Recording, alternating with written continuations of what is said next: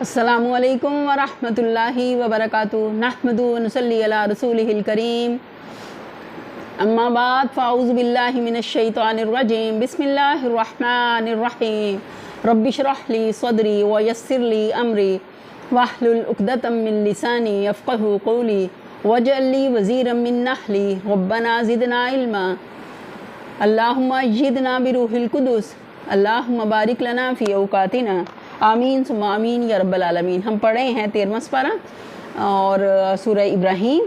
اعوذ باللہ من الشیطان الرجیم بسم اللہ الرحمن الرحیم وقال الشیطان لما قضی الامر ان اللہ وعدکم وعد الحق ووعدتکم فاخلفتکم وما کان لی علیکم من سلطان الا ان دعوتکم فاستجبتم لی فلا تلومونی ولوموا انفسکم ما انا بمصرخکم وما انتم بمصرخی انی کفرت بما اشرکتمونی من قبل ان الظالمین لهم عذاب علیم۔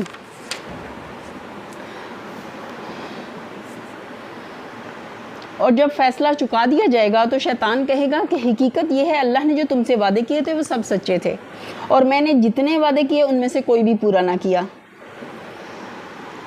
میرا تم پر کوئی زور نہ تھا، میں نے تو اس کے سوا کچھ نہیں کیا کہ اپنے راستے کی طرح تمہیں دعوت دی اور تم نے میری دعوت پر لبیک کہا۔ اب مجھے ملامت نہ کرو، اپنے آپ ہی کو ملامت کرو۔ یہاں نہ میں تمہاری افراد رسی کر سکتا ہوں نہ تم میری۔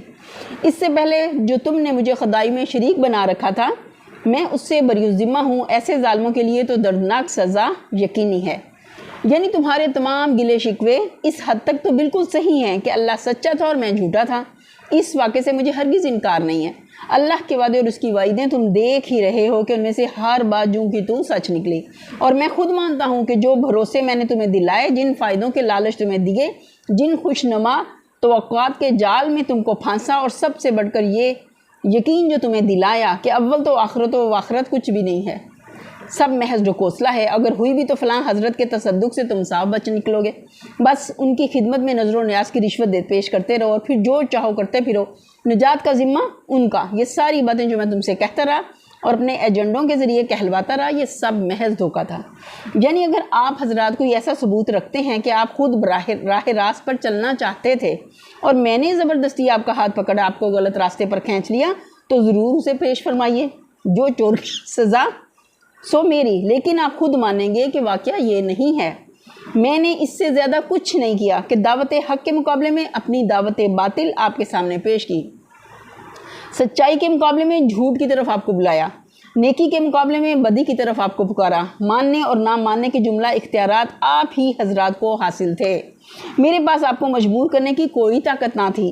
اب اپنی اس دعوت کا ذمہ دار تو بلا شبہ میں خود ہوں اور اس کی سزا بھی پا رہا ہوں، مگر آپ نے جو اس پر لبیک کہا اور اس کی ذمہ داری آپ مجھ پر کہاں ڈالنے چلے ہیں؟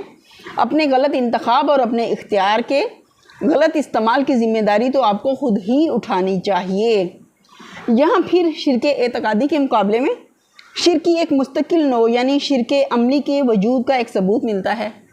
ظاہر بات ہے کہ شیطان کو اعتقادی حیثیت سے تو کوئی بھی نہ خدائی میں شریک ٹھہراتا ہے اور نہ اس کی پرستش کرتا ہے، سب اس پر لعنت ہی بھیجتے ہیں۔ البتہ اس کی اطاعت اور غلامی اور اس کے طریقے کی اندھی یا آنکھوں دیکھے پیروی ضرور کی جا رہی ہے، اور اسی کو یہاں شرک کے لفظ تعبیر کیا گیا ہے۔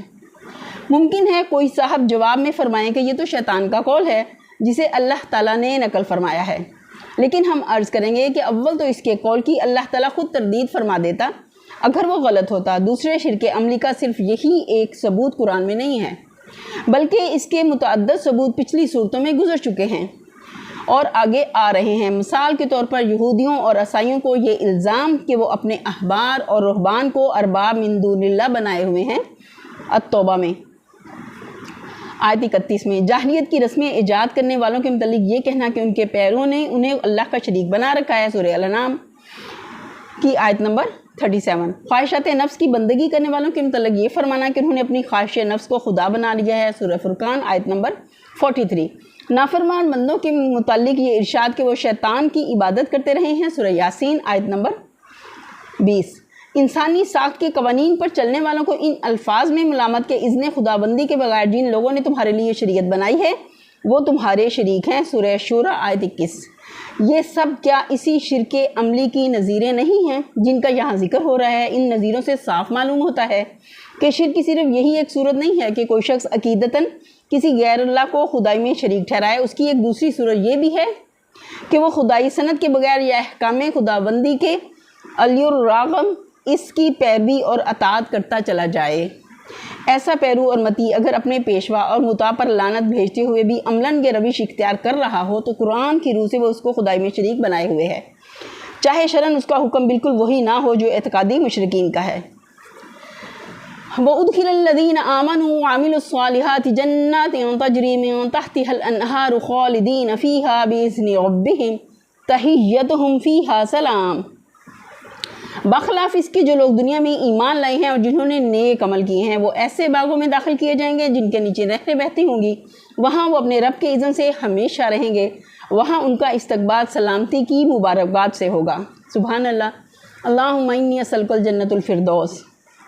تحیہ کے معنی دعائے درازی عمر، مگر اصطلاحاً عربی زبان میں یہ لفظ کلمہ خیر مقدم یا کلمہ استقبال کے لیے بولا جاتا ہے، جو لوگ آمنا سامنا ہونے پر سب سے پہلے ایک دوسرے سے کہتے ہیں۔ اردو میں اس کا ہم معنی لفظ یا تو سلام ہے یا پھر علیکہ سلیکہ، لیکن پہلا لفظ استعمال کرنے سے ترجمہ ٹھیک نہیں ہوتا اور دوسرا لفظ جو ہے اس کا ترجمہ یہاں استقبال کے معنوں میں کیا گیا ہے۔ تحیتہم کے معنی یہ بھی ہو سکتے ہیں کہ ان کے درمیان آپس میں ایک دوسرے سے استقبال کا طریقہ یہ ہوگا، اور یہ معنی بھی ہو سکتے ہیں کہ ان کا اس طرح استقبال ہوگا۔ نیز سلام میں دعائے سلامتی کا مفہوم بھی ہے اور سلامتی کی مبارکباد کا بھی۔ ہم نے موقع کی مناسبت کا لحاظ کرتے ہوئے وہ مفہوم اختیار کیا ہے جو ترجمے میں درج ہے۔ الم تر کیف ضرب اللہ مثلا کلمۃ طیبۃ کشجرۃ اصلھا ثابت وفرعھا فی السماء۔ کیا تم دیکھتے نہیں ہو کہ اللہ نے کلمہ طیبہ کو کس چیز سے تشبیہ دی ہے؟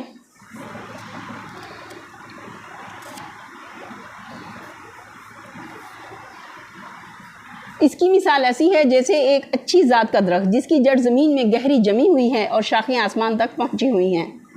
کلمہ طیبہ کے لفظی معنی تو پاکیزہ بات کے ہیں، مگر اس سے مراد ہے وہ قول حق اور عقیدہ صالح جو سراسر حقیقت اور راستی پر مبنی ہو۔ یہ قول اور عقیدہ قرآن مجید کی روح سے لازماً وہی ہو سکتا ہے جس میں توحید کا اقرار، انبیاء اور کتب آسمانی کا اقرار اور آخرت کا اقرار ہو، کیونکہ قرآن انہی امور کو بنیادی صداقتوں کی حیثیت سے پیش کرتا ہے۔ دوسرے الفاظ میں اس کا مطلب یہ ہوا کہ زمین سے لے کر آسمان تک جو سارا نظام کائنات اسی حقیقت پر مبنی ہے جس کا اقرار ایک مومن اپنے کلمہ طیبہ میں کرتا ہے، اس لیے کسی گوشے میں بھی قانون فطرت اس سے نہیں ٹکراتا، کسی شے کی بھی اصل اور جبلت اس سے ابا نہیں کرتی، کہیں کوئی حقیقت اور صداقت اس سے متصادم نہیں ہوتی۔ اسی لیے زمین اور اس کا پورا نظام اس سے تعاون کرتا ہے اور آسمان اور اس کا پورا عالم اس کا خیر مقدم کرتا ہے۔ تؤتی اکلہا کل حین بإذن ربہا ویضرب اللہ الامثال للناس لعلہم یتذکرون۔ ہر آن وہ اپنے رب کے حکم سے اپنے پھل دے رہا ہے، یہ مثالیں اللہ اس لیے دیتا ہے کہ لوگ ان سے سبق لیں۔ یعنی وہ ایسا بار آور اور نتیجہ خیز کلمہ ہے کہ جو شخص یا قوم اسے بنیاد بنا کر اپنی زندگی کا نظام اس پر تعمیر کرے، اس کو ہر آن اس کے مفید نتائج حاصل ہوتے رہتے ہیں۔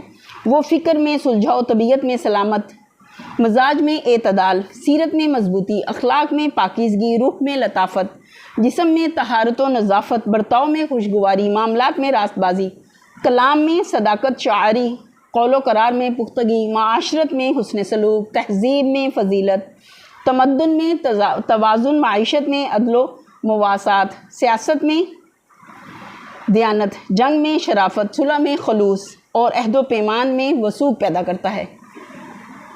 وہ ایک ایسا پارس ہے جس کی تاثیر اگر کوئی ٹھیک ٹھیک قبول کر لے تو کندن بن جاتا ہے، جیسے صحابہ کرام کی زندگی تھی ہمارے سامنے کہ کیسے اسلام کے آنے کے بعد ان میں جو چینج آیا اور وہ کیسے اللہ کے پسندیدہ بندے بنے کہ اللہ نے ان کے لیے قرآن میں سند اتار دی کہ رضی اللہ عنہ ورضوا عنہ، اللہ ان سے راضی ہوا اور وہ اللہ سے راضی ہوئے۔ وَمَثَلُ كَلِمَةٍ خَبِيثَةٍ كَشَجَرَةٍ خَبِيثَةٍ نجتست من فوق الارض ما لها من قرار۔ اور کلمہ خبیثہ کی مثال ایک بدذات درخت کی سی ہے جو زمین کی سطح سے اکھاڑ پھینکا جاتا ہے اس کے لیے کوئی استحکام نہیں ہے۔ یہ لفظ کلمہ طیبہ کی ضد ہے، جس کا اطلاق گرچہ ہر خلاف حقیقت اور مبنی بر غلط قول پر ہو سکتا ہے، مگر یہاں اس سے مراد وہ باطل عقیدہ ہے جس کو انسان نے اپنے نظام زندگی کی بنیاد بنائے، عام اس سے کہ وہ دہریت ہو، الحاد وغیرہ ہو، شرک و بت پرستی ہو، یا کوئی اور ایسا تخیل جو انبیاء کے واسطے سے نہ آیا ہو۔ دوسرے الفاظ میں اس کا مطلب یہ ہوا کہ عقیدہ باطل چونکہ حقیقت کے خلاف ہے، اس لیے قانون فطرت کہیں بھی اس سے موافقت نہیں کرتا۔ کائنات کا ہر ذرہ اس کی تکذیب کرتا ہے، زمین و آسمان کی ہر شے اس کی تردید کرتی ہے۔ زمین میں اس کا بیج بونے کی کوشش کیجئے تو وہ ہر وقت اسے اگلنے کے لیے تیار رہتی ہے۔ آسمان کی طرف اس کی شاخیں بڑھنا چاہیں تو وہ انہیں نیچے دھکیلتا ہے۔ انسان کو اگر امتحان کی خاطر انتخاب کی آزادی اور عمل کی مہلت نہ دی گئی ہوتی تو یہ بدذات درخت کہیں اگنے ہی نہ پاتا، مگر چونکہ اللہ تعالیٰ نے ابن آدم کو اپنے رجحان کے مطابق کام کرنے کا موقع عطا کیا ہے، اس لیے جو نادان لوگ قانون فطرت سے لڑ بھڑ کر یہ درخت لگانے کی کوشش کرتے ہیں، ان کے زور بار سے زمین اسے تھوڑی بہت جگہ دے دیتی ہے، ہوا اور پانی سے کچھ غذا بھی اسے مل جاتی ہے، اور فضا بھی اس کی شاخوں کو پھیلنے کے لیے بادلیں نخواستہ کچھ موقع دینے پر آمادہ ہو جاتی ہے۔ لیکن جب تک یہ درخت قائم رہتا ہے، کڑوے کسیلے زہریلے پھل دیتا رہتا ہے، اور حالات کے بدلتے ہی حوادث کا ایک جھٹکا اس کو جڑ سے اکاڑ پھینکتا ہے۔ کلمہ طیبہ اور کلمات خبیثہ کے اس فرق کو ہر وہ شخص آسانی سے سمجھ سکتا ہے، محسوس کر سکتا ہے جو دنیا کی مذہبی، اخلاقی، فکری، تمدنی تاریخ کا مطالعہ کرے۔ وہ دیکھے گا کہ آغاز تاریخ سے آج تک کلمہ طیبہ تو ایک ہی رہا ہے، مگر کلمات خبیثہ بے شمار پیدا ہو چکے ہیں۔ کلمہ طیبہ کبھی جڑ سے نہ اکھاڑا جا سکا، مگر کلمات خبیثہ کی فہرست ہزاروں مردہ کلمات کے ناموں سے بھری پڑی ہے، حتیٰ کہ ان میں سے بہتوں کا حال یہ ہے کہ آج تاریخ کے صفات کے سوا کہیں ان کا نام و نشان تک نہیں پایا جاتا۔ اپنے زمانے میں جن کلمات کا بڑا زور و شور رہا ہے، آج ان کا ذکر کیا جائے تو لوگ حیران ہو جائیں کہ کبھی انسان ایسی حماقتوں کا بھی قائل رہ چکا ہے۔ پھر کلمہ طیبہ کو جب جس شخص یا قوم نے بھی صحیح معنوں میں اپنایا، اس کی خوشبو سے اس کا ماحول معطر ہو گیا، اور اس کی برکتوں سے صرف اس شخص یا قوم نے فائدہ نہیں اٹھایا، بلکہ اس کی گرد و پیش کی دنیا بھی اس سے مالا مال ہو گئی۔ مگر کسی کلمہ خبیثہ نے جہاں جس انفرادی یا اجتماعی زندگی میں بھی جڑ پکڑی، اس کی سڑان سے سارا ماحول متعفن ہو گیا، اور اس کے کانٹوں کی چبھن سے نہ اس کا ماننے والا امن میں رہا اور نہ کوئی ایسا شخص جس کو اس سے سابقہ پیش آیا ہو۔ اس سلسلے میں یہ بات بھی سمجھ لینی چاہیے کہ یہاں تمثیل کے پیرایہ میں اس مضمون کو سمجھایا گیا ہے جو اوپر آیت 18 میں یوں بیان ہوا تھا کہ اپنے رب سے کفر کرنے والوں کے اعمال کی مثال اس راکھ کی سی ہے جسے ایک طوفانی دن کی آندھی نے اڑا دیا، اور یہی مضمون اس سے پہلے سورہ رعد آیت 17 میں ایک دوسرے انداز سے سیلاب اور پگھلائی ہوئی دھانتوں کی تمثیل میں بیان ہو چکا ہے۔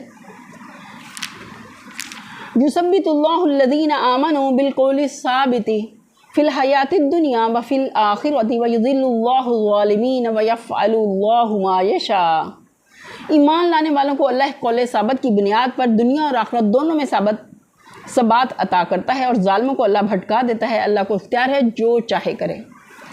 یعنی اس دنیا میں اس کو اس کلمے کی وجہ سے ایک پائیدار نقطہ نظر، ایک مستحکم نظام فکر اور ایک جامع نظریہ ملتا ہے جو ہر عقدے کو حل کرنے اور ہر گتھی کو سلجھانے کے لیے شاہ کلید کا حکم رکھتا ہے۔ سیرت کی مضبوطی اور اخلاق کی استواری نصیب ہوتی ہے جسے زمانے کی گردشیں متزلزل نہیں کر سکتی۔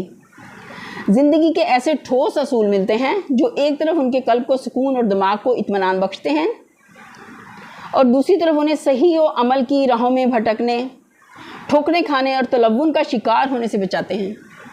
پھر جب وہ موت کی سرحد پار کر کے عالم آخرت کے حدود میں قدم رکھتے ہیں تو وہاں کسی قسم کی حیرانی اور سراسیمگی پریشانی ان کو لاحق نہیں ہوتی، کیونکہ وہاں سب کچھ ان کی توقعات کے عین مطابق ہوتا ہے۔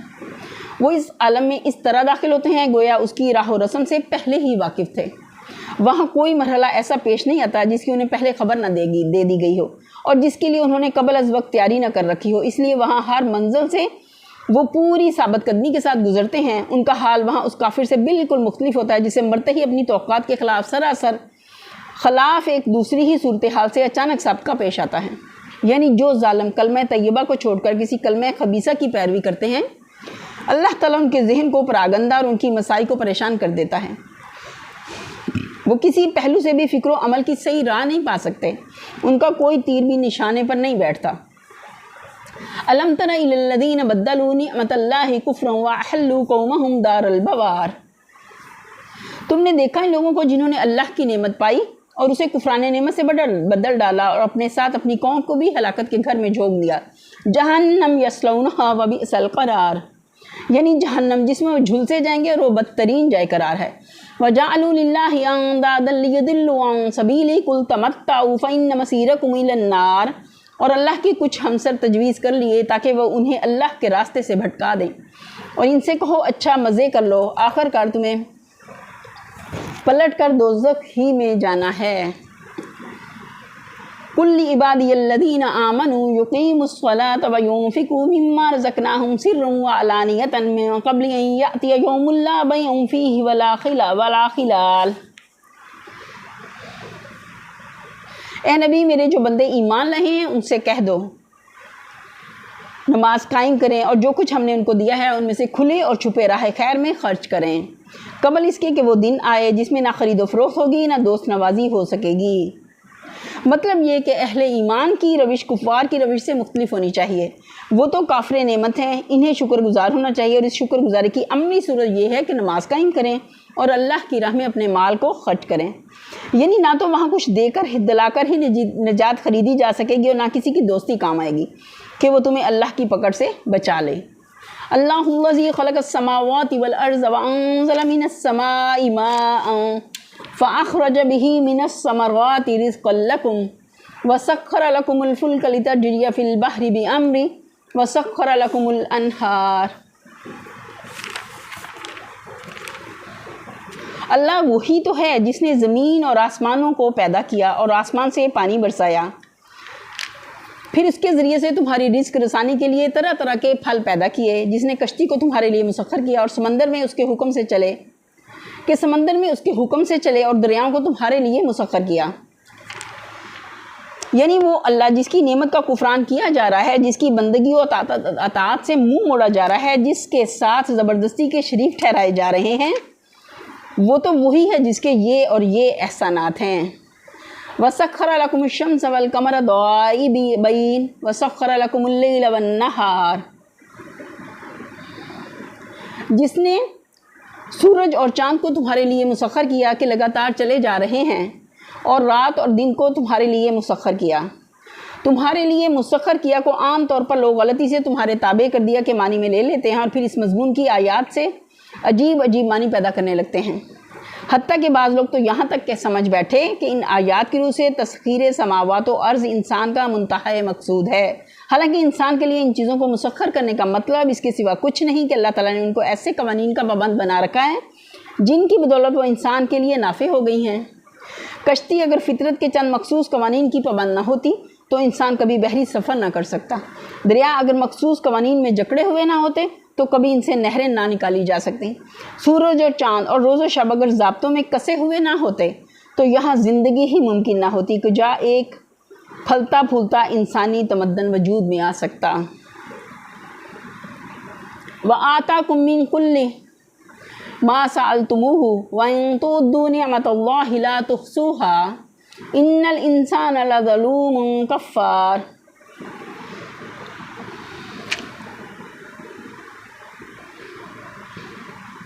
جس نے وہ سب کچھ تمہیں دیا جو تم نے مانگا، اگر تم اللہ کی نعمتوں کا شمار کرنا چاہو تو نہیں کر سکتے۔ حقیقت یہ ہے کہ انسان بڑا ہی بے انصاف اور ناشکرا ہے۔ یعنی تمہاری فطرت کی ہر مانگ پوری کی، تمہاری زندگی کے لیے جو کچھ مطلوب تھا مہیا کیا، تمہارے بقا اور ارتقاء کے لیے جن جن وسائل کی ضرورت تھی سب فراہم کر دیے۔ وآخر دعوانا الحمد للہ رب العالمین، سبحان ربک رب العزت عما یصفون وسلام علی المرسلین والحمد للہ رب العالمین، آمین ثم آمین یا رب العالمین۔ السلام علیکم ورحمۃ اللہ وبرکاتہ۔